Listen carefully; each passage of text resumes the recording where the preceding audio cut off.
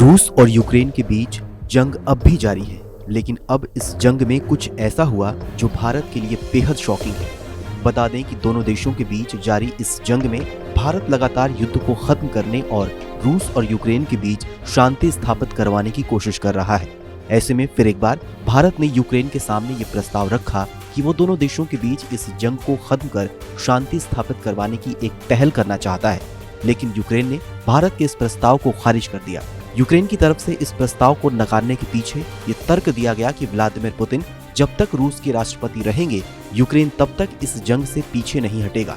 Putin जब तक रूस की सत्ता में है, यूक्रेन इस जंग में किसी भी शांति प्रस्ताव को लेकर आगे नहीं बढ़ेगा।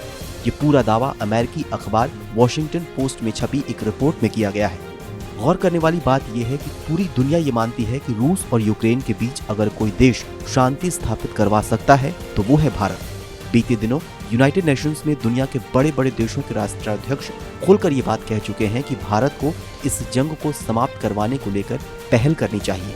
ऐसा इसलिए क्योंकि रूस के संबंध भारत के साथ बेहद पुराने हैं, तो वहीं दूसरी ओर भारत के प्रधानमंत्री नरेंद्र मोदी और रूसी राष्ट्रपति व्लादिमीर पुतिन दोनों के आपसी संबंध भी बेहद गहरे हैं। भारत के लिहाज से एक बात यह भी है कि रूस और यूक्रेन के बीच चल रहे इस जंग में भारत को भी बड़ा नुकसान झेलना पड़ रहा है।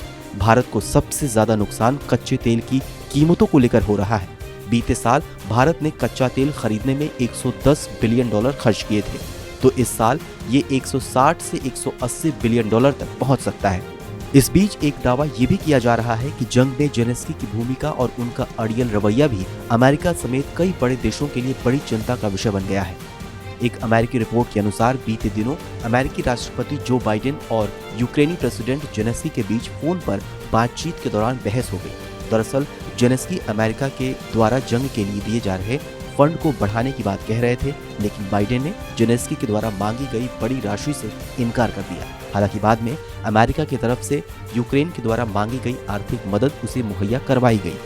ऐसे में जेलेंस्की के इस रवैये ने दुनिया में एक नई चिंता पैदा कर दी है।